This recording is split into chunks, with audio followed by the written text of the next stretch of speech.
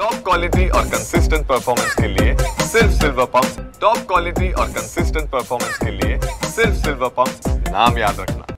मागील काही दिवसांपासून रत्नागिरी जिल्ह्यात पावसाने दडी मारलेली आहे। यामुळे शेतकरी चिंतेत आहे। मात्र आज आणि उद्या पावसाचा रेड अलर्ट प्रशासनाने दिलेला आहे। यामुळे या ठिकाणी प्रशासनाच्या सगळ्या यंत्रणा ज्या आहेत त्या सक्रिय झाल्या आपल्याला पाहायला मिळतात। आपण दृश्यामधून पाहू शकतो जिल्ह्यात मुसळधार पावसाचा जोर वाढणार आहे। आज आणि उद्या रेड अलर्ट आहे। यामुळे नागरिकांनी काळजी घेण्याचे आवाहन जे आहे हे प्रशासनाने केलेलं आहे। मुसळधार पावसात दक्षता घ्यावी या संदर्भामध्ये प्रशासन वारंवार सांगत आहे। प्रादेशिक हवामान विभाग मुंबई यांच्याकडून प्राप्त झालेल्या माहितीनुसार आज आणि उद्या या 2 दिवसात रत्नागिरी जिल्ह्यात मुसळधार पाऊस पडणार आहे। ठिकठिकाणी रेड अलर्ट यामुळे देण्यात आलेला आहे।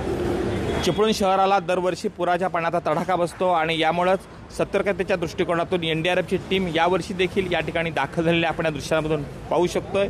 मे महिन्यापासूनच खरं तर ही टीम जी आहे ही या ठिकाणी आलेली आहे।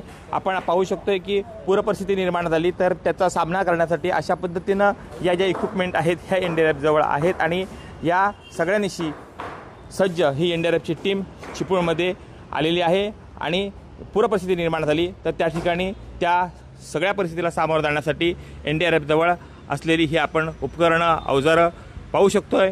आपल्यासोबत एनडीआरएफचे इन्स्पेक्टर पंकज चौधरी त्यांची बातचीत करणार आहे। सर, एकूण किती लोक टीममध्ये सक्रिय आहेत इथं? सर, राज्य आपत्ती व्यवस्थापन प्राधिकरण आणि जिल्हा प्रशासन यांच्याशी समन्वय साधून आमचे जे कमांडंट आहेत श्री संतोष बहादूर सिंग, कमांडंट 5वी वाहिनी राष्ट्रीय आपदा मोचन बल, जे की आमचं मुख्यालय पुण्याला आहे, त्या ठिकाणाहून आमची इथे टीम आलेली आहे।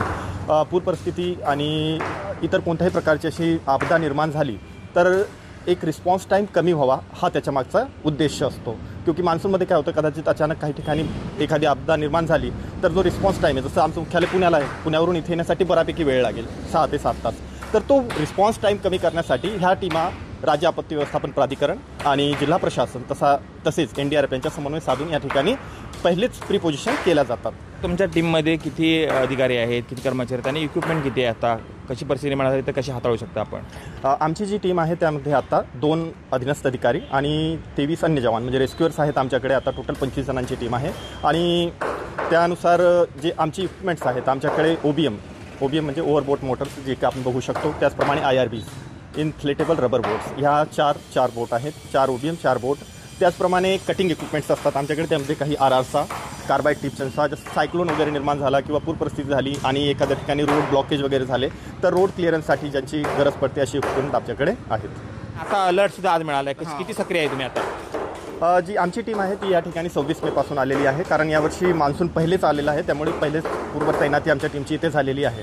आणि जी आमची टीम आहे ती पूर्णपणे सुसज्जित आहे आणि कोणत्याही प्रकारची परिस्थिती निर्माण झाली, आपदा म्हणजे कोणत्याही असो, त्यामध्ये पूर परिस्थिती निर्माण हो किंवा सायक्लोन हो किंवा एखादं वादळ चक्रीवादळ असं काही निर्माण झालं तरी आमची जी टीम आहे ती सक्षम आहे आणि त्या परिस्थितीला रिस्पॉन्स देण्यासाठी पूर्णतः सुसज्जित आहे। कृष्णकांत साळगावकर, TV9 मराठी, चिपळूण, रत्नागिरी।